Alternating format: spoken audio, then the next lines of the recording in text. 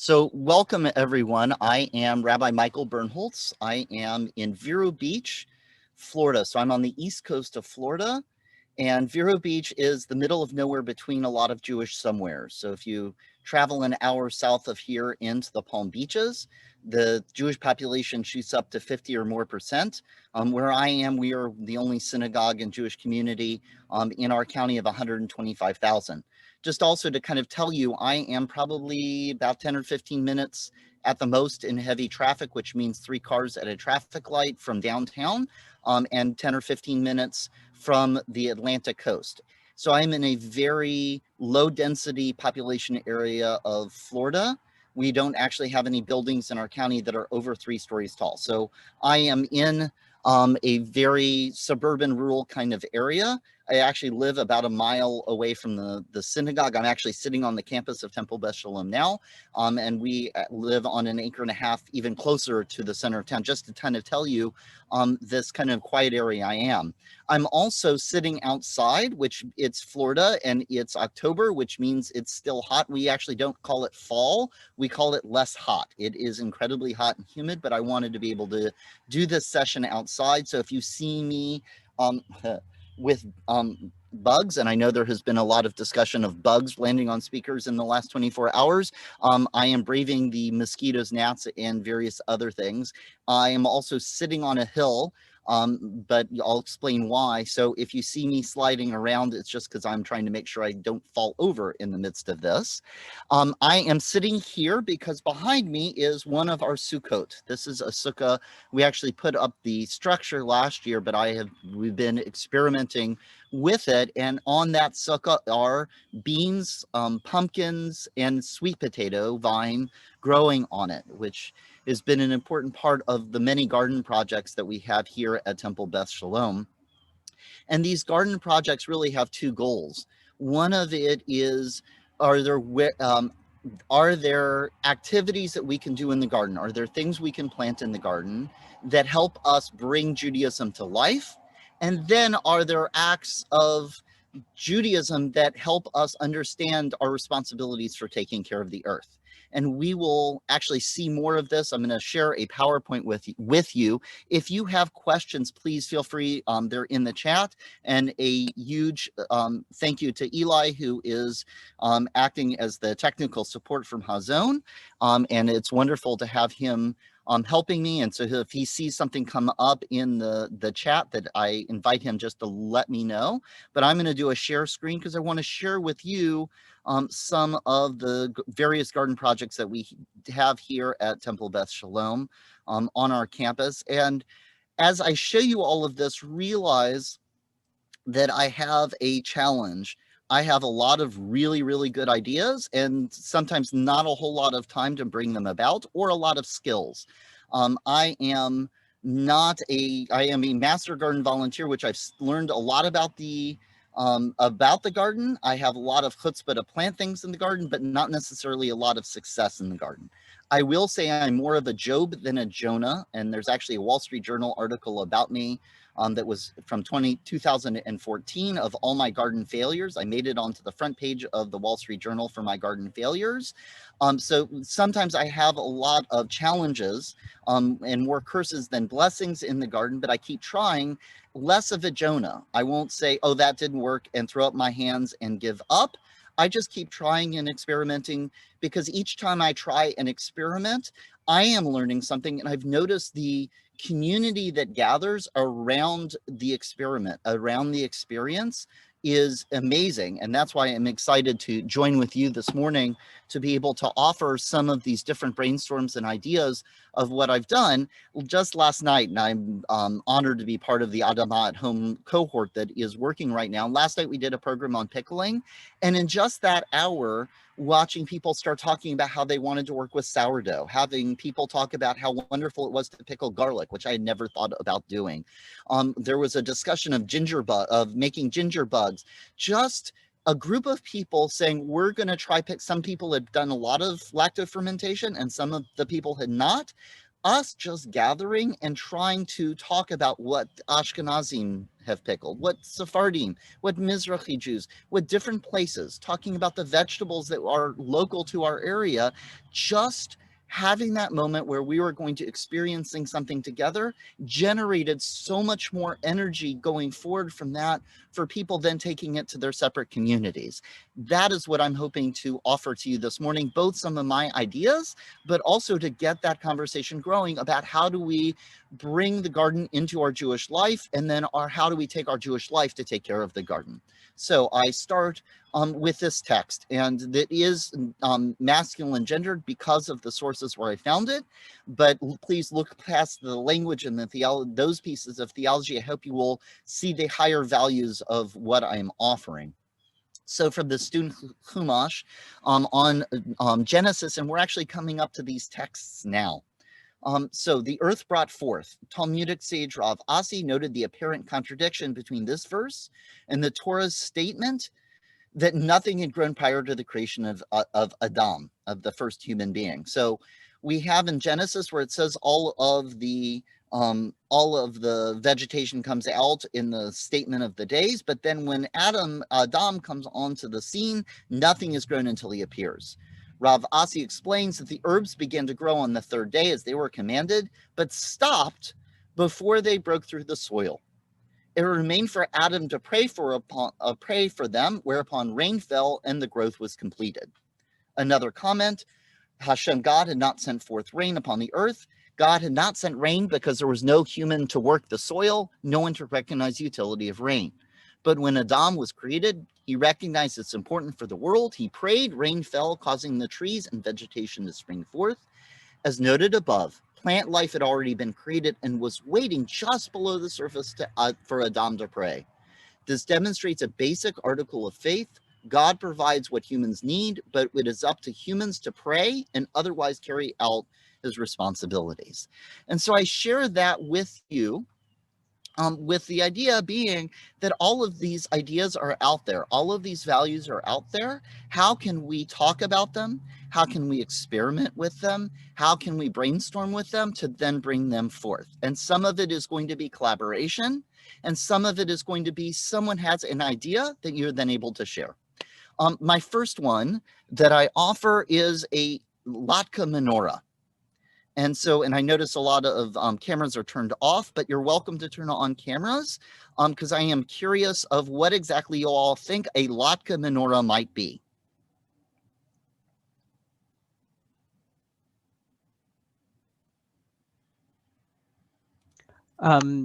Also, if you want to just raise your hand, I can unmute you. Raise hands, chat.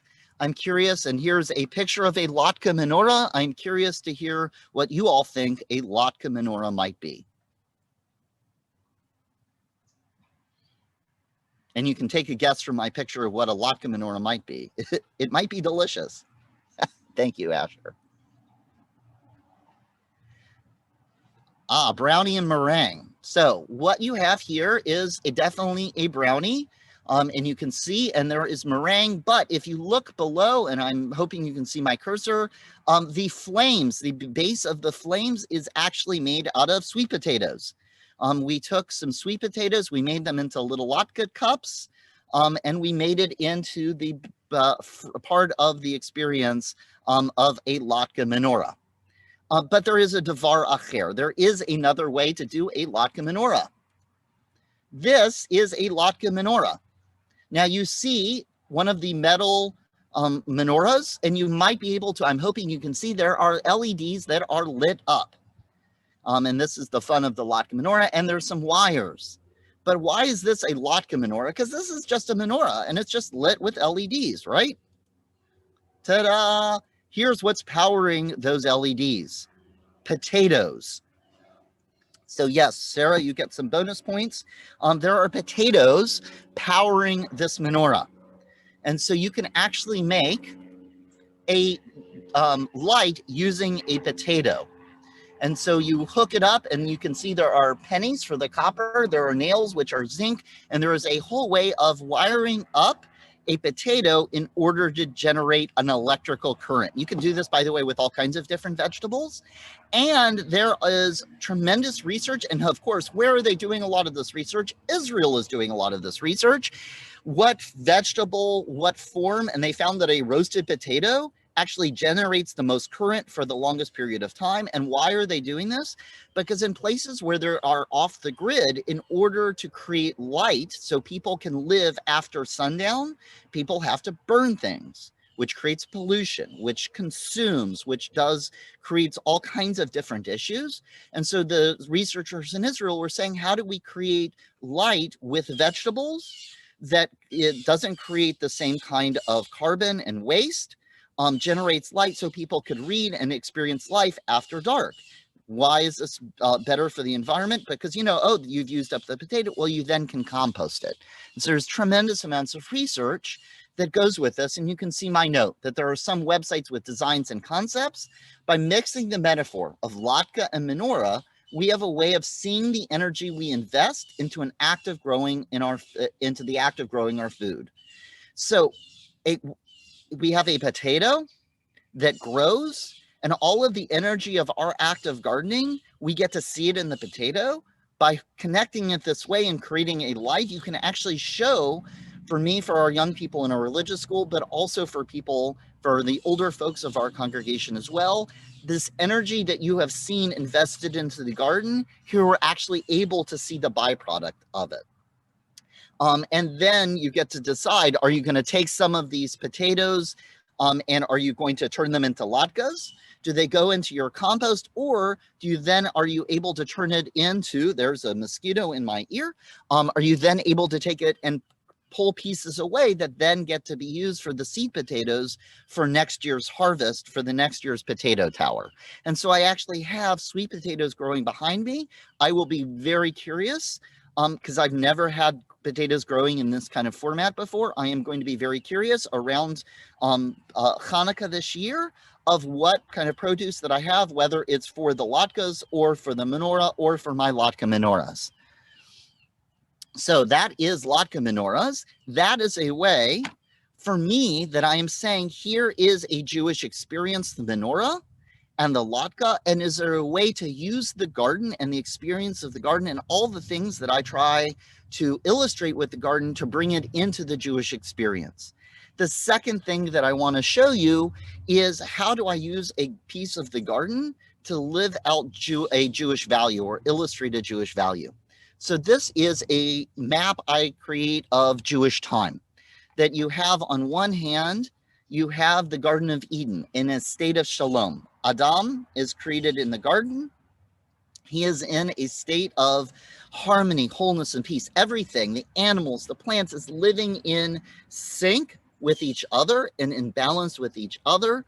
All of the energy that is being consumed is being returned back into the system and loops over and over again.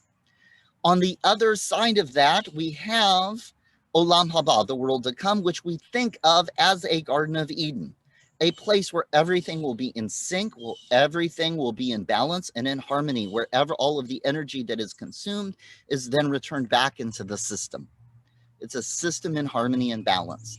In the middle, we have Olam Hazeh, this world that we are living in. Adam and Eve ate from the fruit, whole complicated discussion there that they end up leaving the garden into the brokenness of Olam Hazeh. And I also, the Isaac Luria's image of the Big Bang, that you have these vessels that are created, God's light emanates down into them, one of them shatters, spraying sparks and shards, and our goal is to do Tikkun Olam, to take those shards and repair the vessel, and to find God's holy sparks and renew them. And Judaism helps us move in time and place, syncing our lives with creation, and also finding those sparks and finding those shards and doing Tikkun Olam, doing those acts of balance. And so here is this map, this idea of there is shalom out there and we are in here. How do we get that shalom out there in here, and vice versa? As I say that, there are all kinds of ways to talk about the flow of Jewish time. And are we in the middle and there's stuff before us and stuff after, or are we on the outside looking at that perfect balance of harmony of things inside? it is coming into the time of Halloween and fall festivals. I did this the first time with pumpkins. I've moved on to melons, but I now have pumpkins growing behind me. And so I either call this the melon balls of Jewish time or the pumpkin seeds of Jewish time. I will fully admit the real goal of this was that I wanted a reason to be able to carve a pumpkin, take the seeds and roast it because I love pumpkin seeds. But as I said, wait, here is something I want to do with my garden. What is the Jewish value that I can use it to illustrate? And here you see this, a dor vador, a garden of dor vador, of generation to generation. There you can see me in an earlier iteration of life eating from a melon. In the midst of eating from the melon, you then see to the right of that a picture of harvesting the seeds and planting the seeds and then composting what's left over. And so here I am in the midst of this experience living in Jewish time. I'm eating the fruit here, but I'm taking the seeds and the compostable material, and the seeds are the future because they're the future plant, but they're also the past because they're the stored genetics. The compostable material is both the past and it's also the future because it's my soil for the next generation. And so here in this one of experience of whether it's eating from a melon, you can also see potatoes, onions, leeks, avocados, mangoes, and the list goes on. In the midst of eating this, can we have an experience of Jewish time, thinking about where we've come from, sitting and enjoying that moment, and also thinking about our future? And so here is an illustration of a Jewish value using the garden. Here are more different, all kinds of layers. I'm going to kind of go through them, a few different layers quite quickly because I'm curious both for some feedback, but also some of your brainstorms of different ways or different experiences that we would want to have with our garden, and how do we make that, turn that into a Jewish experience or find the Jewish experience of our garden. So here is an example of a rhythm or grogger garden. And I actually have some of the black-eyed peas that I have grown in this garden. Black-eyed peas are used by the Sephardim on Rosh Hashanah, but you can also make them into a grogger. I had a container. I ate some mints. I saved all of my mint containers, and then we used them for groggers where we're growing the beans in our congregational garden or some of our congregants at home to use for groggers for Purim. Instead of buying plastic groggers and metal groggers that are then breaking, how do we recycle? How do we reuse? How do we grow things in our garden? And I will tell you, young people, I've walked around with a seed pod before and I show them what's in the seed pod. They are blown away. They have no idea that that's where the beans come from. And it's ways of how do we open people's eyes? How do we experiment? I had never grown black-eyed peas before. And I said, maybe I can do that in Florida. Lo and behold, I was able to do that. And so you can see here a hanging basket. I experiment with all kinds of different things. This is a vertical garden. Behind me, I have trellises that are growing. Last year didn't grow very well because I'm not sure of the soil. It's below some pine trees. And so I'm trying to grow in pots. You can see the pots that are back there where I'm growing controlling the soil a little bit better. And that came in handy. Last week we had 7 inches of rain. That was in the midst of a puddle. So that actually rescued some of my plants. Adonai Natan, Vadonai Yikach, Yihisham Adonai Mevarach. God you give, God you take, praise be God's name. Here I am experimenting with beans and growing beans. In the midst of having beans for my groggers, in the midst of growing beans and peas that I could use as part of Rosh Hashanah, I'm also growing plants that are nitrogen fixers, or I'm growing cover crops. I'm finding ways of my garden to both take something from the garden, but also then give back to the garden. This was a story that really kept coming back to me of the battle against Amalek with Moses and Joshua. So Moses says to Joshua, pick some men for us, go out and do battle. Tomorrow we'll station myself at the top of the hill with a rod of God in hand. Joshua did as Moses told him and fought Amalek. With Moses and Aaron and Hur, they went up to the top of the hill. Whenever Moses held up his hand, Israel prevailed. But whenever he let his hand down, Amalek prevailed. But Moses' hands grew heavy, so they took a stone and put it under him, and he sat on it, while Aaron and Hur, one on each side, supported his hands. Thus his hands remained steady until the sun set. And so we used this text because I wanted to teach about trellising. And so here you can see, and everybody got one of these popsicle sticks. We wrote some different blessings and verses, and I created a trellis that we have. And this is in our 5 senses garden. So we have a garden that helps teach and helps experience all of the different 5 senses and how we bring them into the synagogue and into the community and spirituality into our lives. And there's some butterfly pea. And then the second picture is actually the butterfly pea. I took this morning, and you might be able to see there is one of these butterfly pea flowers that is there. And butterfly pea flowers are extraordinary because they are a natural food dye. You can actually use them as food coloring. You can put them in water, and if you add acid to it, it will change color. And so it's a great way of illustrating, and I'm still curious to see if I can actually use it to make something strong enough to be able to make techelet. We do grow cotton here on our campus in our 5 senses garden. It's actually just behind it. And you can kind of see it behind to the very right. You can actually see the cotton starting to grow. I actually grew up in Mississippi, and I feel like the 2 things I've actually had success growing in the garden is cotton and okra. I don't know if that's because I'm Mississippi or because that's what I'm growing here in Florida. That's my experience. But we use the cotton for our wicks that we use for our olive oil lamps on Shabbat. I haven't been using candles for Shabbat. I use the cotton as part of the wick, and we just use olive oil, and it seems to make a lot less waste growing on. We do have olive trees here. I have not been successful in getting olives to come off the olive trees. One day we would hope to be able to have our own olive oil here. And it's just part of those different experiences. How do I have produce from our garden that we can then use to teach different experiences or different moments of Jewish life?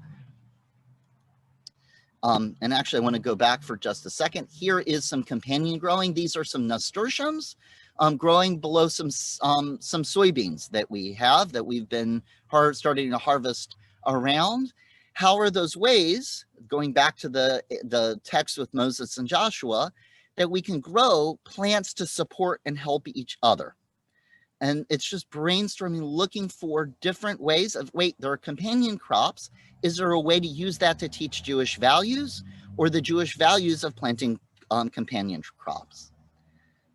And you might see a note here of Ezer Kenegdo. Again, that idea of Adam and a helpmate, that Adam and Eve were in partnership with each other, lifting each other up. Or do we envision ourselves as a helpmate for taking care of our garden, taking care of the earth? Here's some pictures of my 5 senses gardens, and this would be one of my biggest lessons. I try and I try and I try again. Again, I'm more of a Job than a Jonah. I've had lots of failures, but I keep trying. But Jonah sat there and said, oh, look, this gourd is dying. God, why are you doing this to me? And I keep learning. Rather than that, I'm saying, here is something that worked. Here is something that didn't work. How can I continue to learn? How can I continue to gather community around me so that we can be more successful in growing things? This was a spiral garden that suited us for many years. There's actually aloe in the garden that was next to it that is still part of our 5 senses garden. A chicken soup garden. This is one of my favorites. Not to grow the chickens, although I would love to be able to have chickens more for the eggs than for the meat. But how can we grow some root vegetables? How can I grow carrots or parsnips or daikon radish or leeks or parsnip? How can I grow those kinds of things, even if it's 1 carrot or 1 stalk of celery or 1 head of a piece of dill, to add to it so I can have chicken soup that I make or my community makes, that says we've invested something. We're not just going out and consuming, but part of what we are sharing with people that we care about with chicken soup is an act of the love that we're showing the land and the produce that we're getting from the land. Pickle garden is the same way. Or a pollinator garden. And these are some of my favorite gardens that we have here. I was actually sitting with a congregant a few days, about a week ago. We were sitting outside. We had scheduled our appointment a number of different times, happened to be sitting in our pollinator garden, and a hummingbird appeared. I've only seen hummingbirds once or twice or 3 times in my life. And there I was because I happened to be randomly sitting with a congregant looking out at this pollinator garden, and there came a hummingbird. The pollinator garden is one of my ways of giving back to, as I'm growing produce, I also want to welcome the pollinators to our garden and create spaces for pollinators to be. We grow lots of Florida natives here on our campus. How do I create places where pollinators are able to find the nectar that they need? And also, when you have a pollinator, it is a great illustration of the value of a malach, of an angel, of a person who makes sacred connections between human and divine, or human and human. And there are countless stories that I know I tell and I've shared over and over again. One of my favorite, simplest ones is the Laura Buxton story that was told on Radiolab. If you look up Laura Buxton and Radiolab, young girl in England, she has a balloon. She puts her name and address on the balloon. It's a helium balloon. She releases it, goes up into the air. It comes down 100 miles away. A neighbor walks out, finds it, a person walks out, he finds it in his bush. He looks at it, he sees the label, he says, Laura Buxton, that's my neighbor. He goes over to Laura's mother, she's 11 years old. He says, Laura's balloon ended up in my bush. The mom looks at it, says, Laura, how can you do this? We don't leave our rubbish around. Laura looks at her mom, says, Mom, that's not my handwriting, it's not my address. This is another Laura Buxton. And the two of them the two Laura Buxtons end up having this amazing conversation. They're both 11 years old. They meet. They both have hamsters with the same spot on their tushies. They meet and have these incredible conversations. That, to me, is what these pollinators do and what we can do as malachim, as people who make sacred connections. The first Laura Buxton had the chutzpah to release the balloon. The neighbor saw it. Instead of throwing it away, he hands it to the second Laura's mother. The second Laura's mother, instead of throwing it away, hands it to her daughter. Her daughter takes a look at it and has the extra energy to say, wait a second, what's going on here? She then sends the note to the first Laura Buxton. All of these human connections because somebody meant that extra effort. That's what pollinators do for us. There are stories of Joseph meeting the angel that tells him that his brothers are in Dothan, and the whole Joseph story, Jacob. Over and over again, our tradition says, look for those moments of sacred connection, be part of those moments of sacred connection, and that's what I try to illustrate with all of my pollinator gardens. So these are just some of the different Jewish concept gardens. How can we create a garden that lives a Jewish value, that helps us create a Jewish artifact or tell a Jewish story? So I am curious, for some questions, but I am also excited to hear some of your ideas, some of your thoughts, some of your other different ponderings about different Jewish garden concepts. And so I am going to open it up to you all. Please turn on your cameras and join me with the chat. I'm happy for questions, but also again, to hear some of your brainstorms.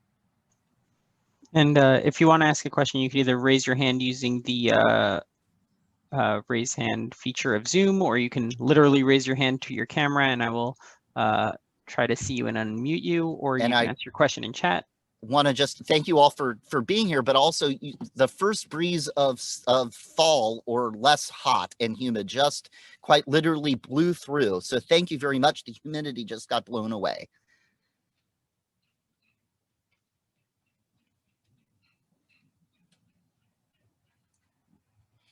So questions, thoughts? And Eli, thank you for sharing the lucky win, the Laura Buxton story. Rabbi, I was wondering, how many people work on that garden? Is it just you? I have volunteers at all sorts of different times, but it is one of the challenges I have. I do live in an older community, and it is humid a lot. It is hard sometimes for people to get out. This is kind of my hobby, so this is my stretch break. So I get out, and I've got 5 acres of campus here, but a lot of this is just small spaces and small areas. And so I do have some volunteer help. A lot of it is coming through my brainstorms and my labor. I do certainly involve folks that are not part of the congregation in the wider community at different points in time, and look for other ways to then get out into the wider community. We have a tree program that we are part of that is trying to plant 100,000 trees in the next 10 years. And so not only do I have projects here, but also going to the wider community. Yes, Louise. And Corinne, I see that you're raising your hand too. Sorry, I'm going to unmute you, Louise. Give me one moment to find you on the side here.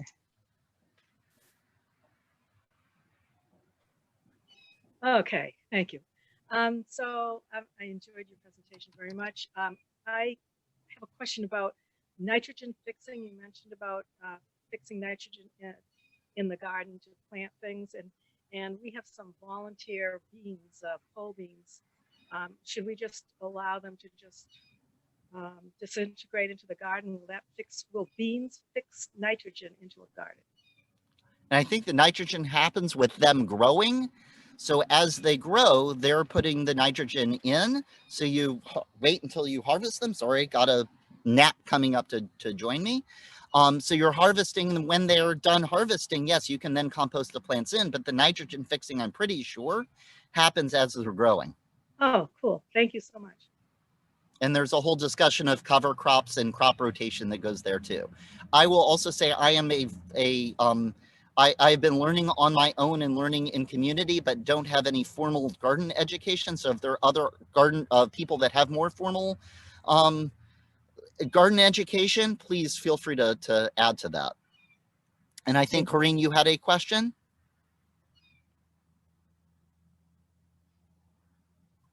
I actually didn't have a question, but I have a comment. And my comment is that I absolutely love what you have just done, because I thoroughly believe that God is in nature. And when I'm in my garden, I feel like I'm close to God. And what you've just presented really, really talks to that. And we have to remember God made a garden for Adam and Eve. And he wanted them to live in it. But of course, eventually people destroy everything that God has created. So I think that we all need to be very aware and become more spiritual. And really, I thoroughly agree and love with what you said. I could sit under a tree and feel very close to God, or meditate outside. And I think that's what it's all about. And these are just ways of bringing people into the garden as I'm doing Jewish experiences, and then bringing the Jewish experiences inside of the garden inside also. And the other thing that I wanted to share with everybody is that surveys were done. Children who were never exposed to nature and to gardens and to all those things had significant educational differences to children who were exposed. And I think that it came about because a lot of children have been shown sometimes learning difficulties, etc. Often is because they've never been exposed to nature. It's a very important part of our lives. And young people, if you take them to a garden that has things growing that they can eat, they will eat some of the most astounding things that they would never touch if their parent brought it into them in the home. And so that's part of the absolutely part of the fun of the garden. So I'm seeing Ginger is asking about starting a garden in Zone 9. I believe I'm in very much in Zone 9. And so Ginger, you are welcome to reach out to me. I'm happy to talk to you about that process, because it's both a big process and a small process, because if you try to do all of it at once, there's no reason to be overwhelmed. My saying is, in one pot, you can do a lot. So, and so Sarah. Thank you. Yeah, I'm here in Michigan, and we're looking at starting we have a small space that we can do a small garden with. struggling with getting people to commit to, being there year round or being on top of it. So I kind of leaning towards the sensory garden. So did you do all of these? How long do they take? What kind of budget, is required to get something going? We'd like to do a plan for our small space and then maybe expand it. And so that is the key of starting small, finding one thing that you're going to do. The budgets vary because it really just depends on what you're trying to do and how to do it. One of the things we've actually started for our congregation as part of the tree project that I mentioned is a both and. So we had been doing the Jewish National Fund Buy a Tree in Israel. We've actually shifted and we're doing both a local tree planting project, but also partnering with Kibbutz Lotan. And so people are making donations. Half of the donation is going to go either to our tree planting community project or to Kibbutz Lotan. And part of it is going to stay here for our sustainability and garden projects. And so it's a powerful way of doing that both and, as well as that's part of the creativity of it, of looking around and finding where to get the soil and the plants. That's where the big expenses are. And just finding if there are either community garden groups that you can partner with who has some of those different resources. And again, I'm happy to talk with different groups about what the garden design would be. Obviously, you need to talk to your local county extension or community garden groups. They know what to plant and when. But in terms of weaving Jewish ideas or Jewish value or story, I'm happy to do some of that brainstorming. Thank you. So, and Anne has a question.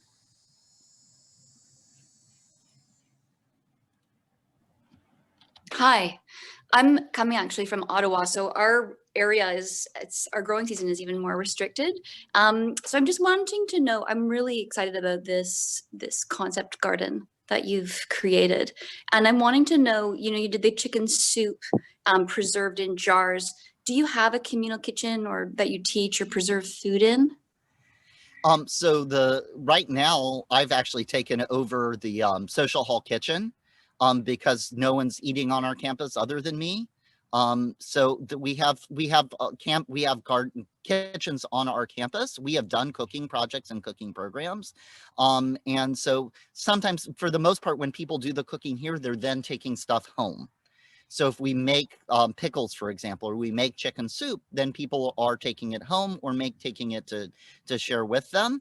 And so we're in this very strange state where some of the cooking and other projects we've been doing has been more me because of COVID-19 and not being able to have people on our campus, certainly not eating together on our campus. And so, yes, we're using communal kitchens. And let me actually answer that in a very different way. Last night, I was part of a pickling experience. Some of my cohort and friends from the Adamah group, we were all over the country. I've done tegelach, I've done pickling, we've made halva and challah. That's where this power of this virtual community is pretty amazing. You don't all have to be sitting in the same place in order to have some of these experiences. And so, yes, somebody is saying to reach out to the Master Garden, a volunteer Master Gardener, and your local county extension. I actually am part of that for here in my area. And did I answer that question?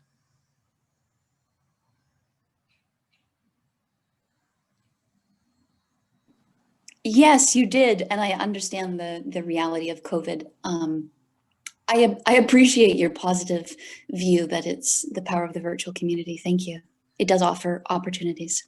Well, and you're in Ottawa. We have had people at our Shabbat services and high holidays and various programs from Canada to California.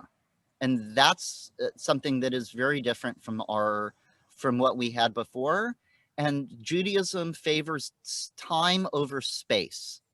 And what I mean by that is, if we can't gather in a space, the temple in Jerusalem, for example, our tradition says it's Sukkot, everybody around, Jews around the world, gather in your place and at the same time do Jewish ritual. That's what we're doing with these virtual spaces, that regardless of where we are, because we're able to use the internet in this way, we are able to gather at the same time and create a virtual space in order to have beautiful community together. And that's what we have to take advantage of and what we've been able to do with people learning these virtual platforms. Certainly. And in terms of knowledge mobilization, it's incredible. Thank you.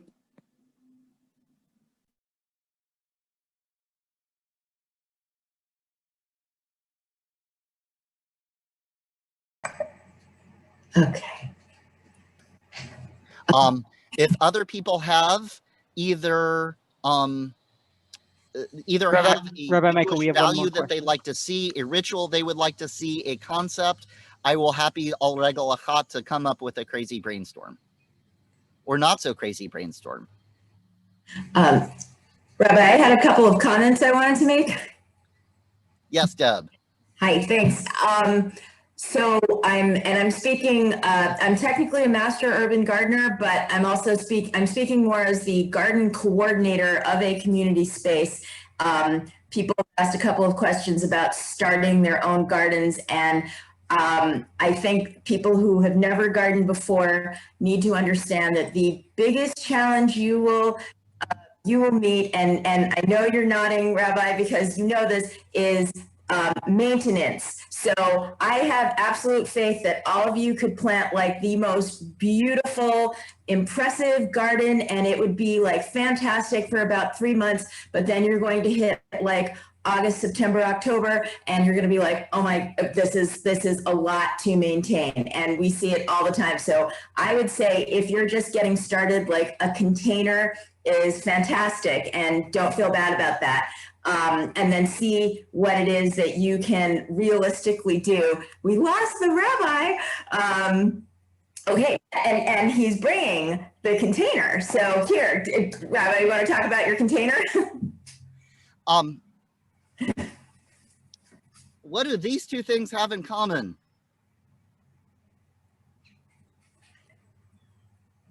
What is this? Lemon. It's an Oh, etrog. okay. And so this is Sukkot. And so we have an etrog and we have a lulav. This is actually what really started my crazy garden project. So, etrogim, they smell wonderful. They're citrus fruit. I live in Florida, in fact, in Indian River County.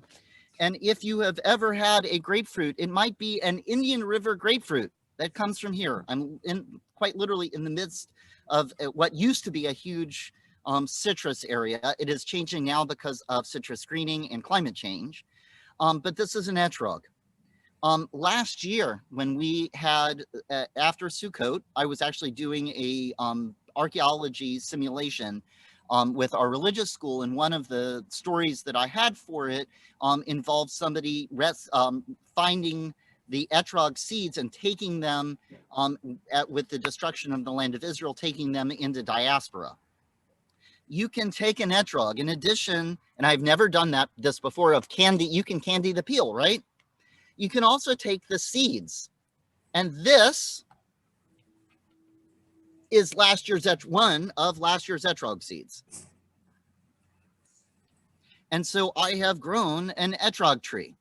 I will tell you, in Pittsburgh, Pennsylvania, at their biblical garden, they have etrog trees, and they just put them in a greenhouse for the winter and then bring them out, and you can grow it in a container. We have gotten two etrogim from our etrog trees over the years here.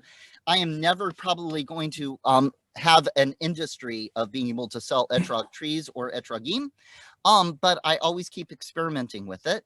And how awesome it is that I'm able to take this and again keep that cycle of growing,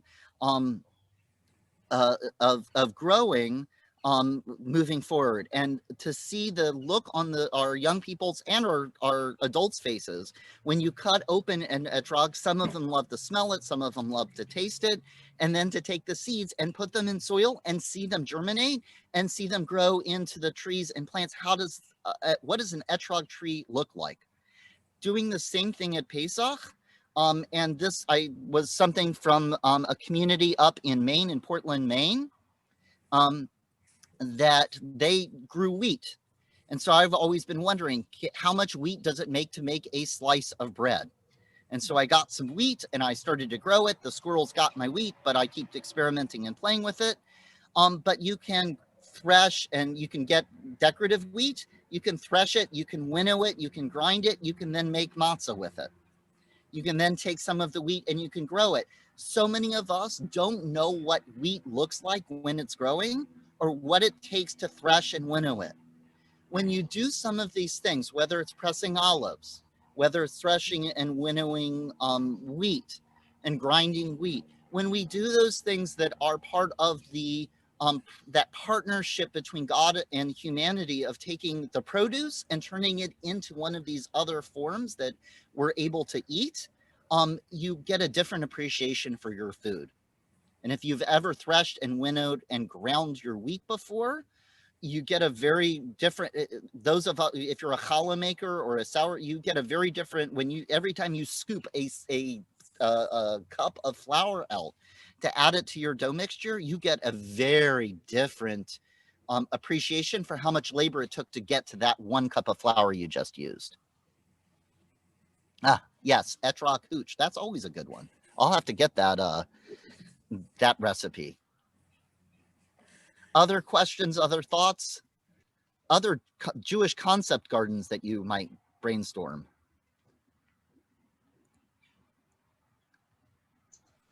Someone had mentioned in the comments a Havdalah garden potentially, or a Pesach garden. Wondering what you're thinking about those things. So I have grand plans for Havdalah gardens. I have my 5 senses garden, which in part was we used for Havdalah. So one of the things we have is different herbs that are growing there. I've had this crazy idea that I also want to grow flax, so I could use the flax and or the cotton for wicks. And then a couple of years ago, I was able to obtain a lot of beeswax and honeycomb, because we were, for Rosh Hashanah, we were talking about mead. I think Willow is on here. I know Willow was talking about mead to our Adamah group. We were talking about mead. We were talking about bees. That idea of, can bees teach us about, and pollinators teaching us about a community? And as a community, how can we make sure we take care of the bees? My grand scheme would be to be able to take the wax, to be able to render it, to be able to then make Havdalah candles, to be growing what I need to make wicks in the Havdalah garden. Actually, I was at my house. We have a wild native grape called the muscadine or muscadine. Happened to notice there were grapes on the vines at my house. I grabbed some of those grapes, and I now have grapevines started. And so who knows, in a few years, then I might be able to have all of what I need to make for Havdalah growing in my garden.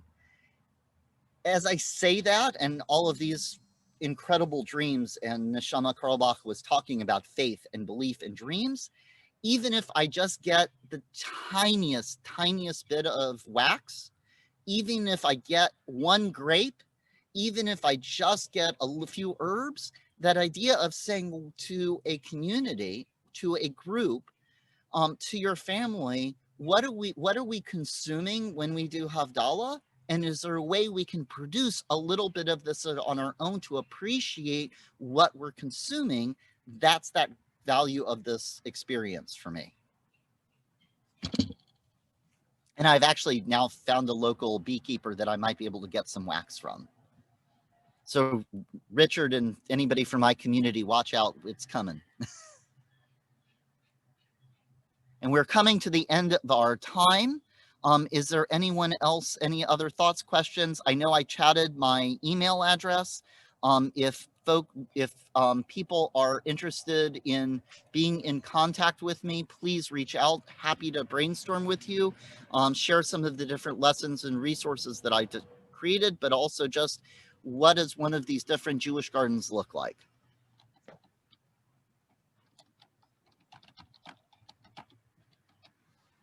And so, Eli, thank you for being the host, and thank you all for joining me for this.